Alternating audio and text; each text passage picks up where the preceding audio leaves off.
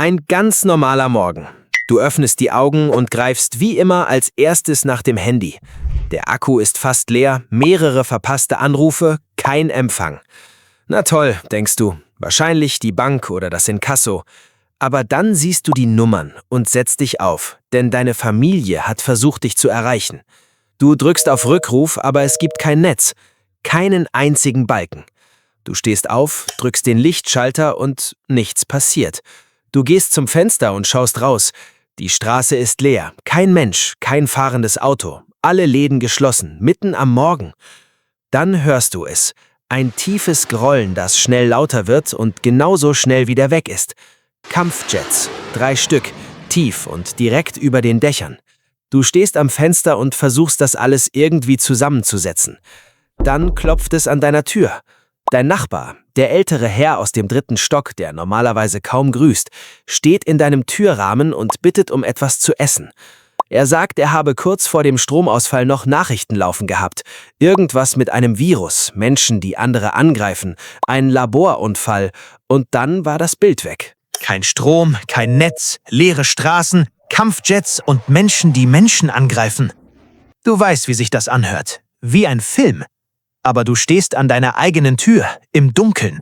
Und dein Nachbar schaut dich an wie jemand, der gerade merkt, dass er keinen einzigen Plan hat. Du schickst ihn weg.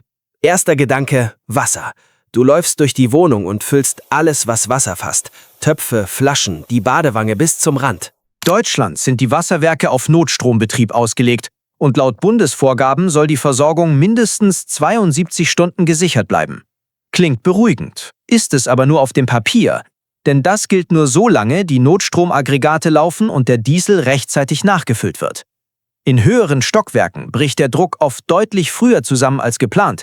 Warten ist also keine Option. Jetzt füllen, solange noch etwas kommt. Und bevor du das Wasser trinkst, muss es abgekocht werden, ohne Ausnahme. Kurz danach hörst du Schreie von der Straße und gehst zum Fenster, wo du unten 2 Menschen siehst. Einer greift den anderen an, aber nicht wie bei einer normalen Schlägerei, sondern unkontrolliert und tierisch. Also ist es wahr. Nächstes Problem. Feuer. Du gehst in die Küche und dein Herd ist elektrisch. Natürlich ist er das. Was hast du erwartet? In Deutschland kochen über 90% aller Haushalte elektrisch. Gasherde sind hier echte Seltenheit. Und das bedeutet, dein Herd ist genauso nutzlos wie der Rest der Wohnung. Was du brauchst, ist ein Campingkocher mit Gaskartuschen. Den bekommt man normalerweise in jedem Outdoor- oder Sportladen. Aber nach einem Zusammenbruch wird da schon nichts mehr stehen. Für die Zukunft gemerkt, einen zu Hause haben. Klein, günstig und im Ernstfall Gold wert. Und ganz wichtig, einen Campingkocher niemals in geschlossenen Räumen ohne offenes Fenster benutzen, denn CO-Vergiftung ist still, geruchslos und tödlich. Fenster auf, immer, kein Kompromiss. Wasser ist erledigt, Feuer fehlt noch und Essen auch. Aber jetzt sofort rausgehen wäre dumm, draußen ist Chaos. Und vergiss nicht, du musst dich nicht nur vor Infizierten in Acht nehmen, sondern auch vor Menschen, die seit Stunden nichts gegessen haben, keinen Plan haben und Angst haben. Denn die sind manchmal gefährlicher. Aber zuerst brauchst du Information, denn seit dem Stromausfall bist du von der Welt abgeschnitten. Und das muss sich ändern. Du schaust auf dein Handy, das Neue, das du dir so stolz geleistet hast. Kein Kopfhöreranschluss, keine Radio-App, die ohne Internet funktioniert. Wunderbares Gerät, wirklich. Aber ganz hinten im Schrank, zwischen alten Kabeln, liegt das alte Handy mit vollem Akku. Du steckst das Kabel-Headset rein und öffnest die Radio-App. Das Kabel des Headsets funktioniert als Antenne. Ohne es empfängt die App gar nichts. Deswegen kommt jedes Mal diese Meldung, bitte Kopfhörer einstecken. Mit dem Kabel kann das Handy UKW-Frequenzen völlig ohne Internetverbindung empfangen. Und das Bewegen des Kabels hilft dabei, den besten Empfang zu finden. Aber Achtung, das funktioniert nur, wenn das Handy einen eingebauten UKW-Chip hat. Längst nicht alle Smartphones haben das, besonders neuere Modelle oft nicht. Ältere Android-Geräte haben den Chip häufiger und im Zweifel einfach ausprobieren. Wenn die App keinen Sender findet, fehlt der Chip. Die meisten Sender rauschen nur. Aber dann, auf einer Frequenz irgendwo in der Mitte, kommt eine mechanische, ruhige Stimme. Eine Schleife, die sich immer wiederholt. Laborunfall an einer Forschungseinrichtung im Bundesgebiet. Mutiertes Tollwutvirus. Übertragungsweg derzeit nicht abschließend geklärt. Bitte bleiben Sie in Ihren Wohnungen und meiden Sie jeden Kontakt mit infizierten Personen. Tollwut. Das überrascht dich. Du hattest eigentlich einen Pilz erwartet. Cordyceps, irgendetwas aus einem Spiel. Aber Tollwut ist die viel naheliegendere Antwort. Cordyceps, der Pilz aus den Spielen und Serien, kann einen Menschen theoretisch nicht infizieren, weil der menschliche Körper für ihn zu warm, zu komplex und zu widerständig ist. Selbst mit extremen Mutationen würde eine vollständige Übernahme Wochen dauern, für eine schnelle Ausbreitung also schlicht nicht realistisch. Tollwutvirus dagegen verändert schon in seiner natürlichen Form das Verhalten grundlegend. Extreme Aggression, Beißreflex und vollständiger Verlust rationalen Denkens.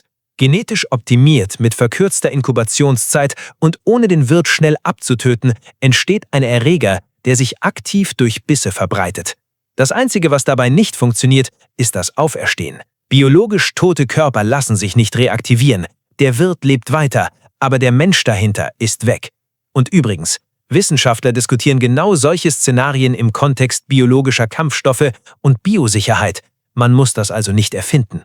Gut, ab jetzt wird jeder Schritt geplant. Denn rausgehen ist unvermeidlich, aber nicht so einfach wie die Tür aufmachen und losgehen. Bevor du die Wohnung verlässt, bereitest du dich vor. Keine dicken Winterjacken, kein Polster aus Pappe oder Zeitungen. Das macht dich nur langsam und schränkt dich ein. Eine robuste Jeansjacke über einem Langarm-Shirt reicht völlig aus. Dein neues Zombie-Outfit. Herzlichen Glückwunsch. Wichtiger ist es, die Handgelenke mit Klebeband zu umwickeln, denn ein Biss passiert meistens genau dort. Wenn du jemanden von dir wegschiebst, sind die Gelenke offen und das Klebeband schließt diese Lücke. Als Maske nimmst du eine FFP2. Fast jeder hat noch welche von früher irgendwo im Schrank liegen. Ob das Haltbarkeitsdatum noch gilt, ist jetzt zweitrangig. Besser als nichts. Sie bleibt auf. Für die Waffe gilt, kein Küchenmesser direkt in die Hand. Das ist zu kurz und zu gefährlich für dich selbst. Du nimmst den Besenstiel und befestigst das Messer mit Kabelbinder und Klebeband fest am Ende. Das gibt dir Reichweite. Und Reichweite bedeutet Zeit zum Reagieren. Wenn du es etwas aufwendiger magst, eine Teigrolle mit ein paar Gabeln ringsherum bestückt und mit Kabelbinder fixiert, ergibt ein durchaus respektables Zombie-Abwehrwerkzeug. Modisch auch nicht, aber effektiv. Hast du zu Hause eine Schusswaffe, dann nimm sie mit. Aber nur im äußersten Notfall benutzen.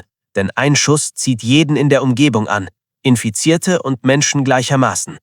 In den Rucksack kommen Klebeband, das alte Handy und etwas Proviant für unterwegs. Dann verlässt du die Wohnung. Die Straße ist seltsam. Nicht leer, aber irgendwie falsch. 2 Autos stehen quer mit offenen Türen. Irgendwo weint jemand. Du bewegst dich dicht an den Hauswänden. Kein Gerenne, keine ruckartigen Bewegungen. Denn Geräusche ziehen Aufmerksamkeit an. Und das ist jetzt Regel Nummer 1. Solange dich niemand direkt angreift, machst du dich unsichtbar. Der Rewe um die Ecke, vergiss es. Dort drängen sich schon Dutzende Menschen. Jemand hat die Scheibe eingeworfen und 2 Männer schlagen sich um eine Plastiktüte. Du gehst weiter. Auf dem Weg kommst du an einem kleinen Kiosk vorbei. Tür offen, Scheibe eingeworfen, innen bereits durchwühlt. Lebensmittel weg. Aber im hinteren Regal findest du Teelichter. Ein ganzes Päckchen. Du steckst sie ein und gehst weiter. 3 Straßen weiter gibt es einen kleinen Bioladen. Den kennt kaum jemand.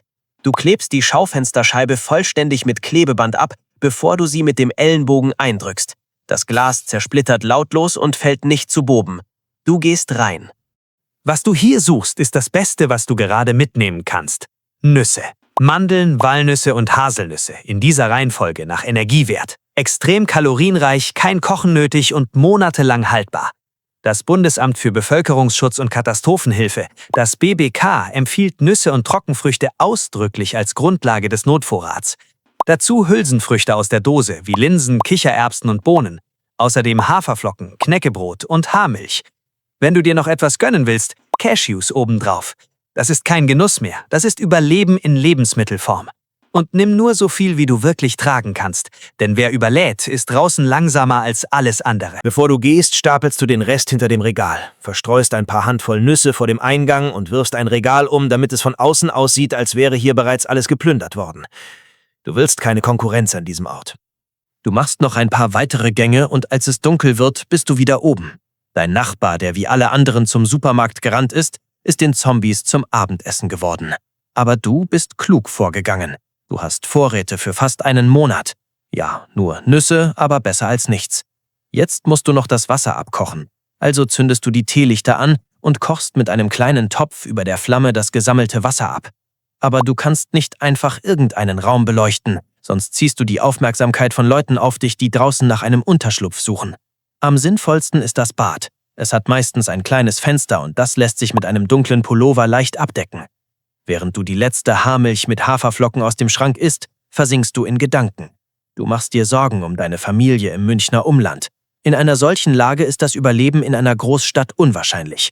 Aber irgendwo bleibt ein Funken Hoffnung. Deine Schwester lebt auf einem Bauernhof in der Nähe von Augsburg, mit eigenen Tieren, eigenem Brunnen, eigenem Gemüse, Zäunen ringsherum und weit weg von der Stadt. Ein perfekter Ort zum Überleben. Du hoffst, dass deine Eltern es zu ihr geschafft haben. Irgendwann wirst du dich auf den Weg machen, um sie zu finden. Aber sich von Gefühlen leiten zu lassen und sofort loszufahren, wäre Selbstmord. Viele haben die Straßen blockiert, weil sie aus der Stadt raus oder zu ihren Familien wollen. Und es ist gut möglich, dass das Militär Straßen und Brücken sprengt, um die Ausbreitung zu verlangsamen. Zu früh loszufahren bedeutet, mitten ins Chaos zu laufen. Also nimmst du dir einen Zettel und überlegst, was du als nächstes brauchst. Apotheke steht ganz oben, aber nicht nur wegen Verbandsmaterial, denn da gibt es noch etwas, das sich seltsam anhört. Ein altes manuelles Blutdruckmessgerät. Mit dem Schlauch. Nicht wegen deines Blutdrucks. Das Gerät funktioniert nämlich wie das Werkzeug, das Schlüsseldienste benutzen. Der Schlauch wird zwischen Fahrzeugtür und Rahmen gepumpt, erzeugt einen kleinen Spalt und durch diesen Spalt kannst du mit einem dünnen gebogenen Stück Draht den Türöffner von innen erreichen. Kein Einschlagen, kein Lärm, kein Aufsehen. Für unterwegs unverzichtbar. Morgen früh also, Apotheke zuerst, mit Bebandsmaterial, Desinfektionsmitteln, Schmerzmitteln und dem Blutdruckmessgerät.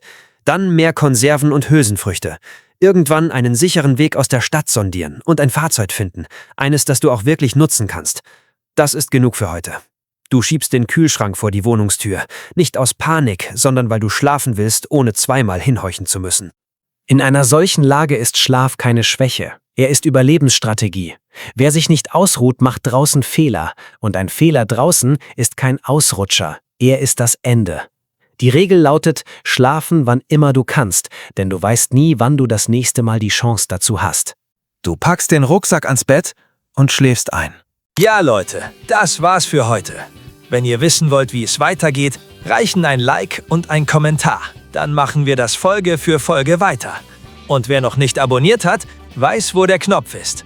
Bis zur nächsten Folge. Licht aus.